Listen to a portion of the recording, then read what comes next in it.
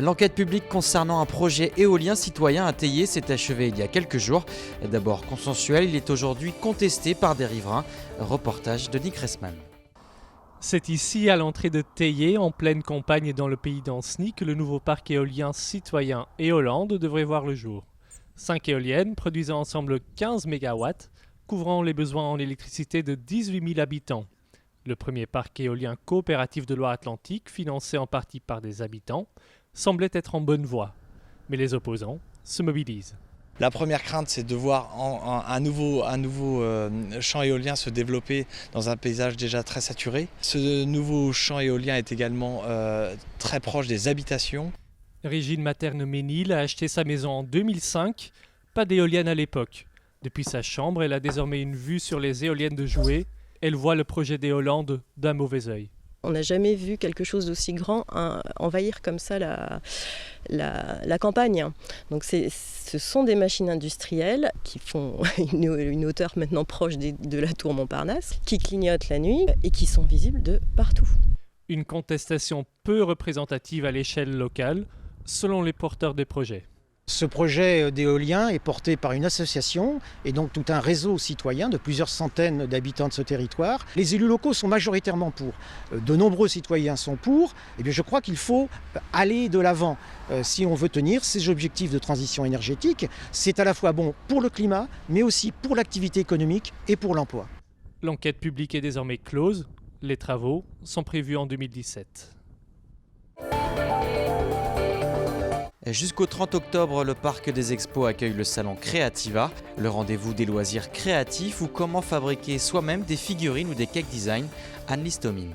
Et si vous stimuliez votre créativité pendant les vacances ? Jusqu'au 30 octobre, le salon Creativa à Nantes vous inspire pour réaliser un joli cupcake, coudre votre prochain oreiller ou confectionner des suspensions. La foule se presse pour ce rendez-vous des loisirs créatifs et vous étiez plus de 20 000 personnes à vous y rendre l'année dernière.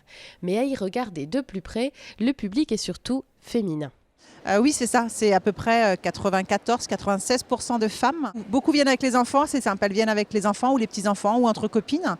Et puis, pour chacune, on a des activités, des ateliers. Donc, ça permet à chacune de faire ses achats pendant qu'une est à l'atelier ou que l'enfant est à la garderie créative. Voilà, tout le monde s'y retrouve et on a beaucoup d'enfants, effectivement.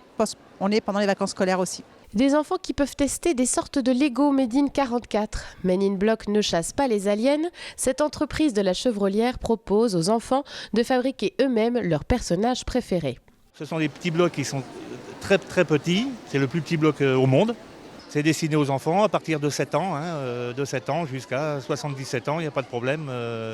On a des adeptes de ce genre de produits, même des gens de 40, 50 ans, voire même plus. Enfants joueurs, mais aussi enfants gourmands. Les chérubins peuvent devenir l'alibi idéal pour passer du temps en cuisine.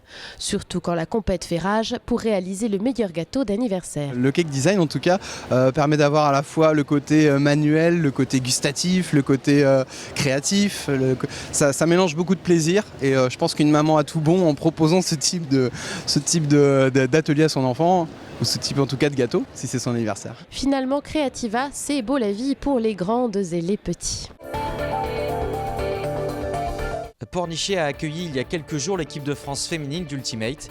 Les meilleures joueuses de frisbee réunies pour préparer les championnats du monde organisés à Royan l'été prochain. Et Julien Herpin.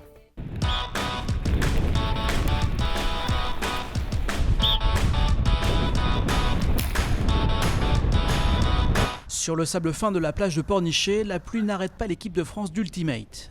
Durant 2 jours, les tests physiques alternent avec les exercices techniques à un rythme soutenu. Donc on commence juste back, side, ok ? Objectif, être fin prête en juin prochain pour les championnats du monde à Royan.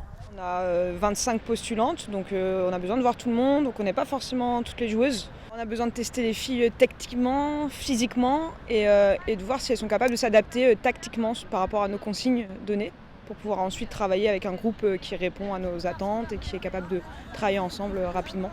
Si Pornichet a été choisi pour accueillir ce stage, ce n'est pas un hasard. Ces dernières années, le Tchak, le club local, est devenu une référence, sacré 3 fois champion de France en extérieur.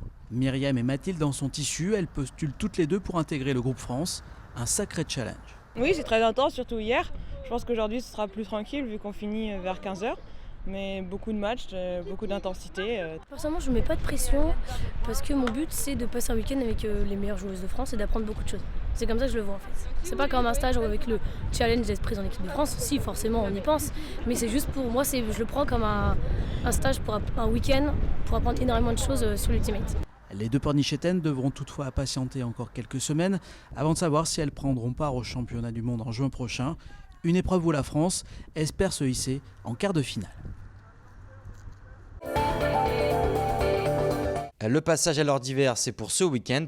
N'oubliez pas de régler vos montres. Bonne nouvelle, on gagnera 1 heure de sommeil. À 3h du matin dimanche, il sera 2h.